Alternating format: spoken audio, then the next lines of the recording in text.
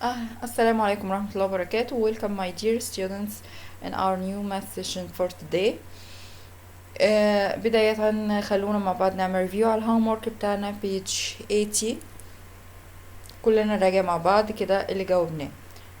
معانا first problem in the homework was 245 minus 63 equal 182. والاستيميت بتاعي to the highest value 100. Next problem 719 minus 257 equal 462. Estimate to highest value close to 400. كان معنا بعد كده page 81. عملنا أول واحدة مع بعض. next one كانت 265 minus 73 equal 192. Next 562 minus 145 equal 417. Page 82. 638 minus 46 equal 592. 43 minus 17 equal 26. 347 minus 82 equal 265. We had page 83. Then we will start our new lesson for today. It's about fractions. What the fraction and what the meaning of fractions? Fractions means الكسور. Fraction means الكسور. هناخد مع بعض نيو فوكاب للدرس ده، ومن فضلكم نركز قوي مع الولاد في الوردز دي يحفظوها. عندي problems بتيجي مطلوب ان هو يكتب اسم الفراكشن in letter، فلازم يحفظ الكلمات دي كويس جدا. اوكي let's start and repeat after me. fraction fraction fraction fraction means الكسر.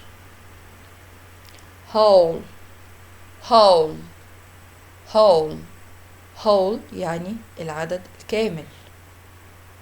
part part part part يعني جزء. divide divide divide divide يعني يقسم أو يقسم. numerator numerator numerator numerator يعني البسط. يعني ايه البسط؟ يعني الرقم اللي بيكون فوق. الفراكشن عندنا بنعبر عنه برقمين، رقم فوق ورقم تحت. رقم اللي فوق اسمه numerator numerator. denominator denominator denominator denominator يعني المقام. denominator يعني المقام أو الرقم اللي بيكون تحت. اوكي represent represent يعني يقدم أو يعيد تقديم. equal equal equal equal يعني يساوي، طبعا كلنا عارفينها. لو ضفنا لها في الأول un تبقى unequal unequal. un هنا في الأول تبقى unequal يعني غير متساوي. unequal. half half half ال هنا عندي silent silent يعني بتكتب ولا تنطق. محدش يقول لي half، اسمها half half half يعني نصف. third third third third third يعني ثلث. third يعني ثلث. fourth fourth fourth fourth يعني ربع.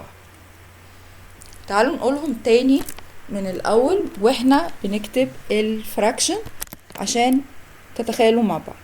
half half half بتتكتب كده 1 out of 2 1 out of 2.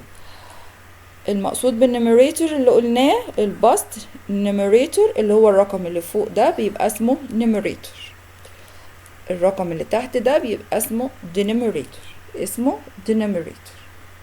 half أو نصف بيتكتب معايا 1 out of 2 أو 1 over 2 بتتقرا الاتنين. 1 out of 2 يعني جزء من 2 من جزئين، أو 1 over 2 يعني 1 على 2. third يعني 1 out of 3. third.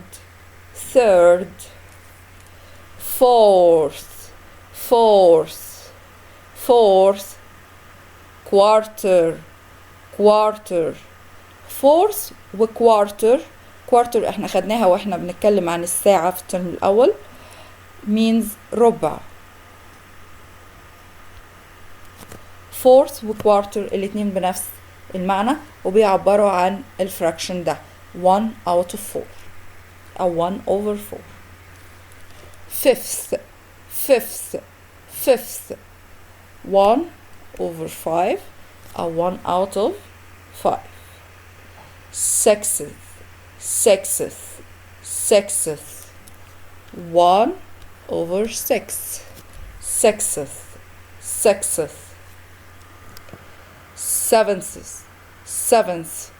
seventh means 1 over 7. eighth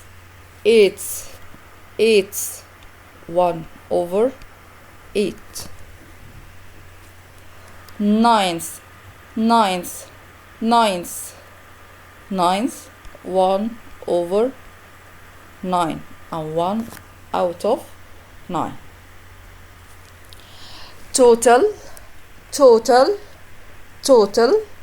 total يعني المجموع الكلي. نيجي بقى ل our terms for today، المصطلحات بتاعتنا النهارده. تعريف كل حاجه من اللي احنا قلناها دي. بيقول لي a fraction is a number that represents a whole number that has been divided into equal parts. يعني ايه؟ بيعرفني ان الفراكشن هو عباره عن تعبير عن الرقم الكامل اللي تم تقسيمه لأجزاء. هو بيعبر لي عن الأجزاء اللي تقسمها الرقم الكامل ده. اوكي. numerator this number represents the part of the whole quantity that fraction is being used to represent. بيعبر لي عن الجزء اللي انا اخدته استخدمه من مجموع الاجزاء اللي بتكون لي العدد الكامل. يعني انا هنا لما اقول مثلا السكسس دي معناها ايه؟ النيميريتور بتاعي هنا 1 والدينوميريتور عندي 6، معناه ان انا عندي عدد كامل او شيء كامل مكون من 6 اجزاء. اوكي، انا بتكلم عن جزء واحد منهم لان النيميريتور عندي هنا ب1. اوكي، وهنشوفها دلوقتي مع بعض بشكل مختلف هيوضح لنا الامور اكتر. denominator this number represents the whole quantity of something that the fraction is being used to represent a total number of equal parts. هو الرقم اللي بيوضح لي عدد الأجزاء المتساوية اللي بتكون لي الهول نمبر، عدد الأجزاء المتساوية كلها اللي بتكون لي الهول نمبر اللي هو بيبقى تحت هنا ده 6 ده مثلا، ده بيعبر لي عن whole number أو whole thing، شيء كامل. اوكي، وحدة كاملة متقسمة ل 6 parts. تمام. fraction bar اللي هي شرطة الكسر. تمام، اللي هي الشرطة دي البار ده. it's a part between the two numbers and means out of هي البار او الفاصل اللي ما بين التو نمبرز النيميريتور والدينومينيتور، ولما نيجي نقراها نقول out of، يبقى بنقول النيميريتور 1 out of 6. 1 out of 6. الترمز دي مش مطلوب منهم طبعا ان هم يحفظوا المصطلحات، انما هي عشان تبقى الامور فاهمين احنا بنتكلم عن ايه، ما نبقاش بنحفظ بس. اوكي، باكد تاني على الوردز بتاعتي، الفوكابس بتاعتي اللي لازم تتحفظ. تعالوا دلوقتي نشوف معانا البوك بتاعنا page 84. page 84 بيقول لي determine if the circle is divided into equal parts or unequal parts. كلمة unequal اهي هي نفس كلمة equal بنضيف لها un. circle your answer. اعمل circle على الإجابة بتاعتك. مديني مجموعة shapes وعايزني احدد مجموعة شيبس متقسمة، وعايزني احدد الديفيجن اللي معمول لها ده equal parts ولا unequal parts، متقسمة لأجزاء متساوية ولا غير متساوية. اعمل له circle على كلمة equal parts او unequal parts. تعالوا نشوف مع بعض. number 1. number 1 هنا divided 2 parts، متقسمة ل 2 parts. تمام. equal or unequal. very good very good. unequal parts، يبقى هنعمل circle على unequal parts. number 2. number 2 the circle divided into 4 parts. متقسمة عندي لكام part؟ 4 parts. are there equal parts ولا unequal parts؟ برافو عليكم يا شطار. unequal parts. unequal parts، لان شوفوا عندنا دول كبار ودول صغيرين مش مظبوطين. اوكي. number 3. number 3 it's this is part so it's 2 parts divided into 2 parts. equal or unequal. excellent. equal parts. very good. next one. equal or unequal. yeah, unequal. very good. number 5. how many parts? 1 2 3 4. 4 parts. 4 equal parts or unequal parts. yes, equal parts. very good. you are so clever. number 6. 4 parts. equal or unequal. unequal. let's make it unhappy. he's unhappy, so he is unequal part. unequal part. page 85. 85 بيقول لي ايه؟ بيقول لي reflect on your learning. write about or draw that you know about fraction. اكتب او ارسم اللي تعرفه عن الفراكشن. هنقول له الترم اللي احنا قريناه، المصطلح بتاع الفراكشن اللي احنا قريناه من شوية، اللي بيقول لي fraction is number that represent a whole number that has been divided into equal parts. ان الفراكشن بيقدم لي رقم كامل تم تقسيمه لأجزاء متساوية. شيء كامل تم تقسيمه لأجزاء متساوية. fraction is a number that represents a whole number that has been divided into equal parts. اوكي. معانا هنا الرسمة دي بتوضح لنا اكتر نقطة الايكوال والانيكوال زي ما احنا شفنا. هنا معانا divided into 2 parts، عندنا circle واتقسمت ل 2 parts، وهنا برضو circle واتقسمت ل 2 parts. لكن عندي هنا، هل هنا ال parts equal ولا unequal؟ equal. they are equal parts. انما هنا unequal parts، مش متساويين، حتى بمجرد النظر بنشوف ان الجزء ده اكبر من الجزء ده. طيب هنا circle متقسمة عندي ل 4 parts. 4 parts. وهنا برضو متقسمة ل 4 parts.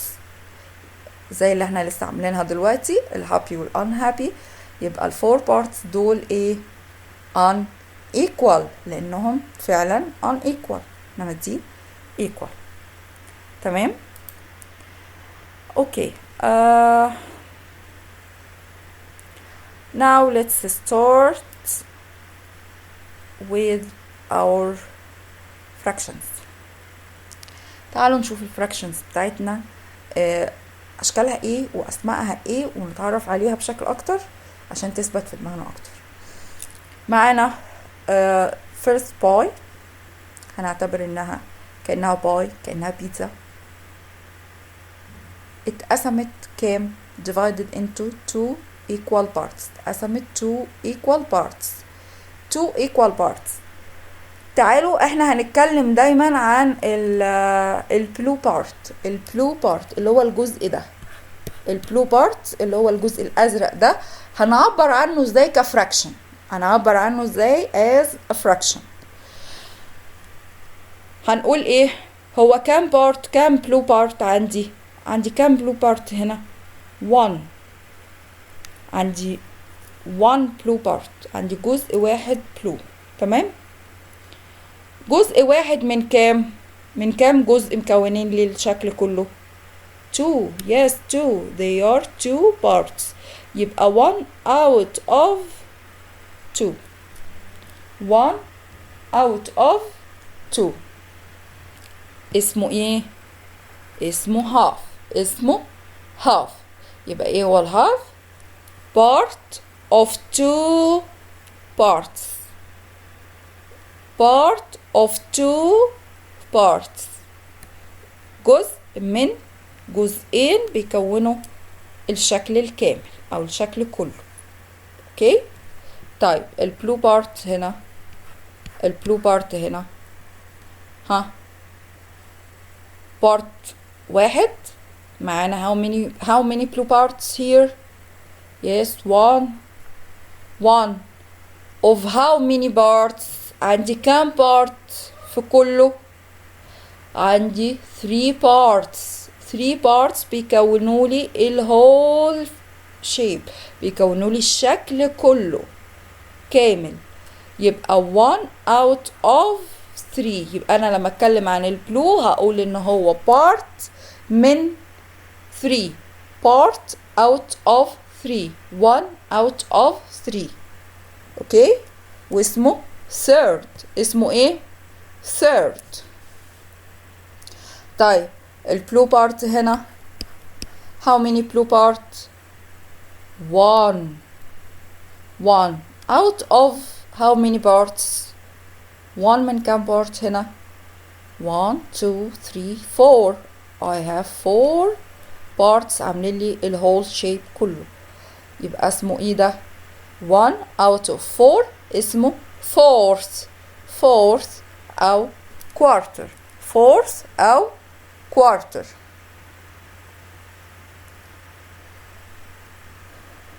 هنا احنا بنتكلم في البلو.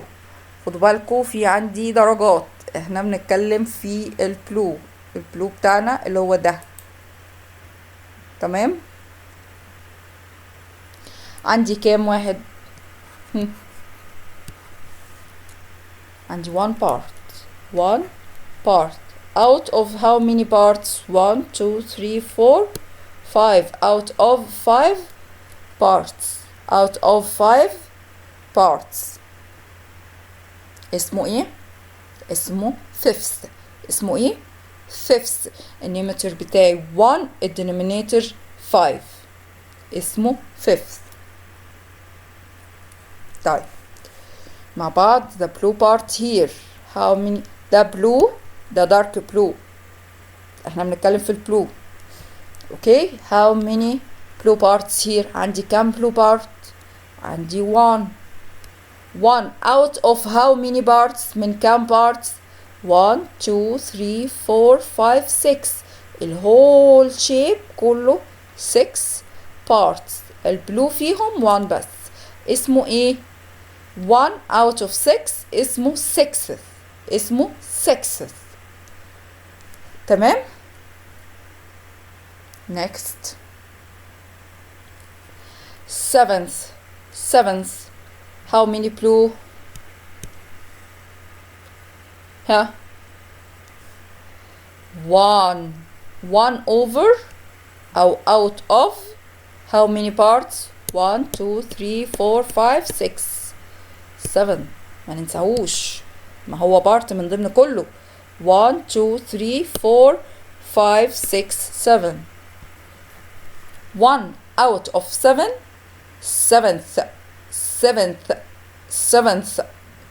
1 out of 7 means seventh. نروح لل8. ها البلو بتاعنا اهو. how many blue? 1 out of how many parts? 1 2 3 4 5 6 7 8. 8 parts out of 8 parts. يعني انا هاخد 1 جزء من 8 parts، من 8 اجزاء. 1 out of 8 أو 1 over 8 means eat.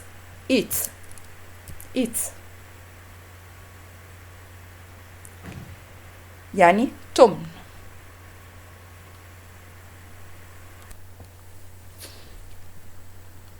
بعد كده معانا البلو بتاعنا هو اللايت بلو ده. اللايت بلو، اللايت اللي هو الفاتح ده. ها how many light blue here? 1 out of how many parts? 1 2 3 4 5 6 7 8 9. 1 out of 9. It means ninth. يعني تسع. ninth يعني تسع. Next, how many blue? Light blue here. 1 over 1 2 3 4 5 6 7 8 9 10 parts. يبقى عندي الشكل كله عبارة عن 10 equal parts. 10 equal parts يعني 10 أجزاء متساوية. البلو منهم 1. يبقى أنا 1 out of 10 يعني بختار part من 10 parts. واسمه ايه 1 out of 10 tenths and so on. وبنفس الطريقة بنكمل بقية الكسور، بقية الأعداد. طبعا الأعداد لا نهائية والكسور لا نهائية. أتمنى تكون الفكرة وضحت معاكم بشكل كويس. أوكي، تعالوا مع بعض نشوف. نرجع تاني للبوك بتاعنا. نرجع البوك بتاعنا. معانا page 68. بيقول لي copy the information from the class chart into the chart blue. بيقول لي fraction in pictures and numbers. عايزنا نعمل fractions. عندنا مجموعة circles هنعمل لها division. اوكي، ونكتب بقى في التيبل بتاعنا اللي تحت هنا number of equal parts. عدد ال equal parts كام؟ اللي هو ايه؟ لو تفتكروا عدد ال equal parts كلها اللي بنحط في الدينوميريتور. تمام. fraction in words. عايزين نكتب اسم الفراكشن words، كلمة letters يعني. عشان كده بقول لكم نحفظ الوردز بتاعتنا كويس قوي، الفوكابس بتاعتنا نحفظ كويس قوي.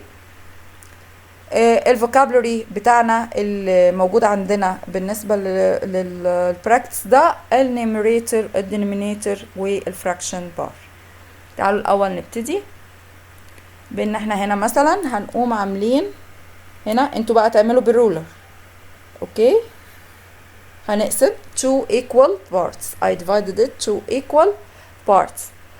بيقول لي number of equal parts. ال equal parts هنا كام؟ 1 2.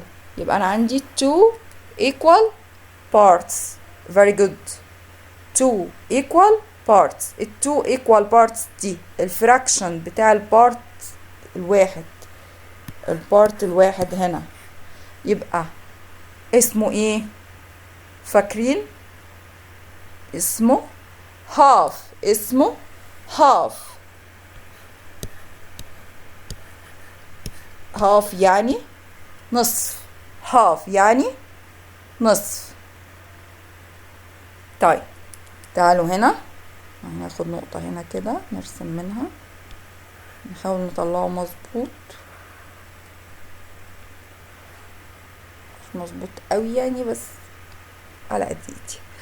معانا هنا how many equal parts؟ 3 equal parts 1 2 3. ها اسمه ايه الفراكشن اللي بيتكون من 3 equal parts؟ البارت الواحد بقى ده هعمله represent، اقول له ايه؟ اقول له third. اقول له ايه؟ third.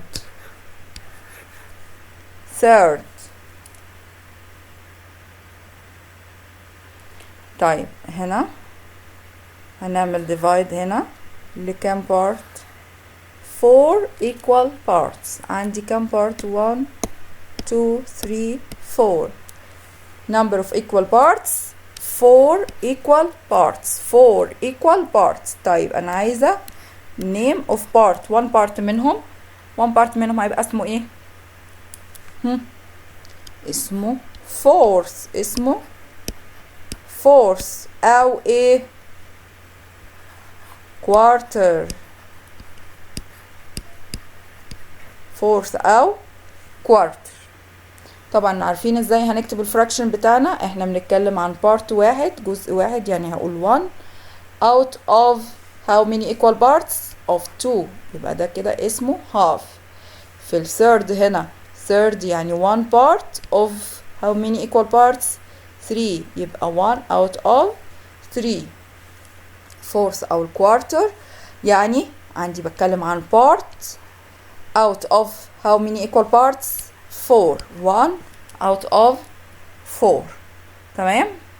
الفوكابلري بتاعنا numerator denominator fraction bar. numerator denominator الفراكشن bar. دي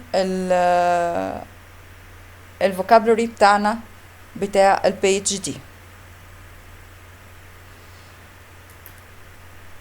تمام.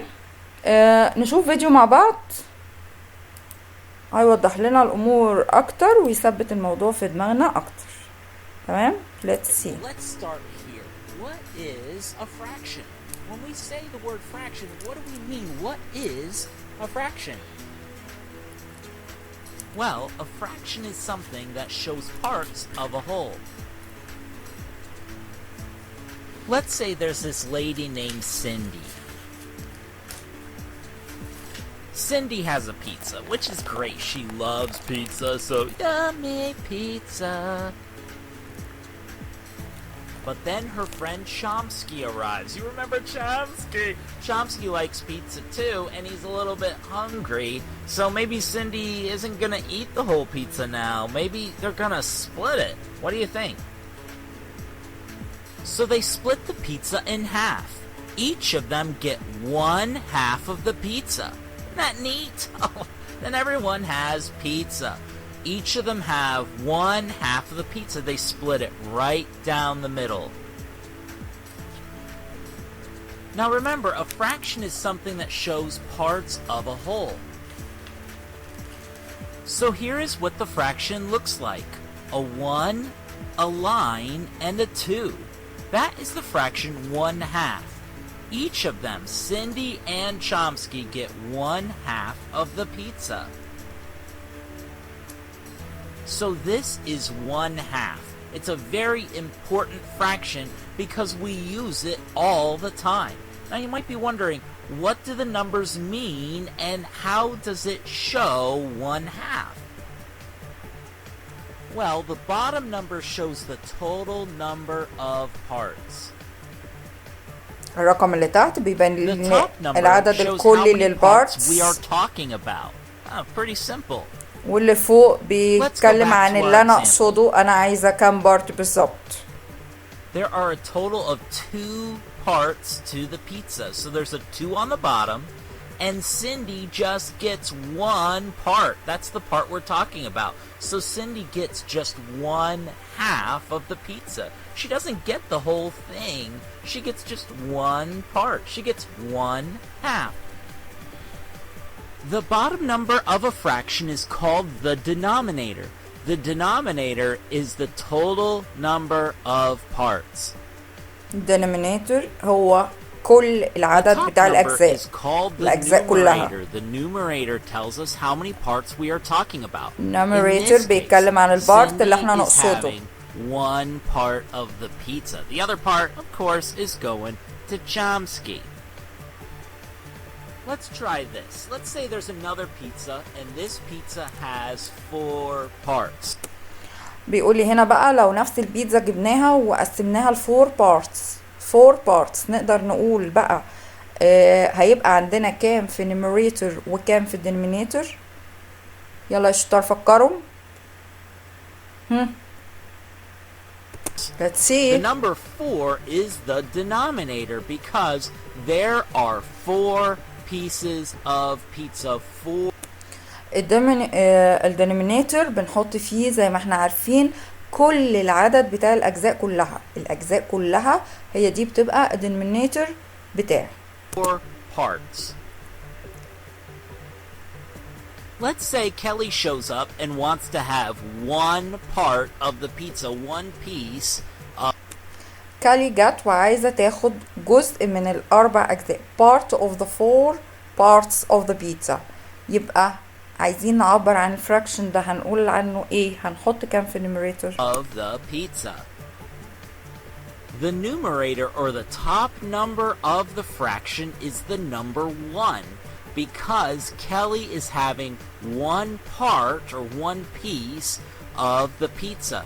Kelly is having 1/4 of the pizza. Pretty simple, pretty... ببساطة هي أخدت one part يبقى النيوميريتور بتاعي هنكتب فيه 1. اوكي لأنها أخدت one part out of 4 parts من ال 4 parts كلهم. يعني هي خدت 1/4 يعني ربع واحد. Pretty fun. Fractions are awesome. Now we're gonna need your help. Help us figure out what fraction is it? Huh. What fraction is it? Wow, we're gonna have a great time. Let's say we have a group of 5 sports balls. One is a basketball. The other 4 are soccer balls. Let's figure out what fraction of the balls are basketballs. What fraction of the ball? عندي هنا 5 balls 4 منهم فوتبول 1 منهم بتاعت باسكتبول. عايزين الفراكشن اللي يعبر لي عن الباسكتبول اللي موجود. Balls are basketballs. So we know a fraction has a line in the middle and the top number is the numerator and the bottom number is the denominator. هو حط الفراكشن بار The denominator وعايز shows us يفكر the total number of parts or عايز يفكر في النيوميريتور والدينوميريتور. units. How many sports balls are there? كل البولز كلها سبورتس بول يعني كرات رياضية بغض النظر هي خاصة بأنهي لعبة بالظبط. اوكي يبقى احنا هنا السبورتس بول يعني كل الكرات الرياضية اللي موجودة عندي كام. تمام. والنيوميريتور بقى زي ما احنا عارفين احنا بنتكلم هنا عايزين الباسكت بول بس هنشوف كام باسكت بول معانا. Yeah, 5. 5 is the denominator. Good job. Now remember, we're asking for the fraction of sports balls that are basketballs. So how many basketballs are there? Yeah, just 1. The number 1 is the numerator. So 1/5 of the sports balls are basketballs. 1/5 of sports ball is basketball يعني خمس الكرات الرياضية اللي موجودة هي باسكتبول. تمام. 1/5. Great job.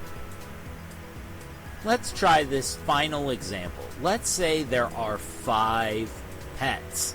5 pets! 2 of them are dogs, and 3 of them are cats. 5 pets. pets اللي هي الحيوانات الأليفة اللي بتتربى في البيت. بيقول إن 2 منهم dogs و 3 منهم cats. What fraction of the pets are cats? That's a good question. الفراكشن اللي هيعبر لي عن الكات بيتس، الحيوانات الأليفة اللي هي كات. تعالوا نشوف. What fraction of the pets are cats? Remember, here's what a fraction looks like. It's got a line in the middle. نحط الشكل بتاع الفراكشن. fraction bar. The bottom number is the denominator. ونفكر في numerator والdenominator. So, the total number of pets is 5. What number is the denominator? What number goes on the bottom? عندي كل البيتس 5.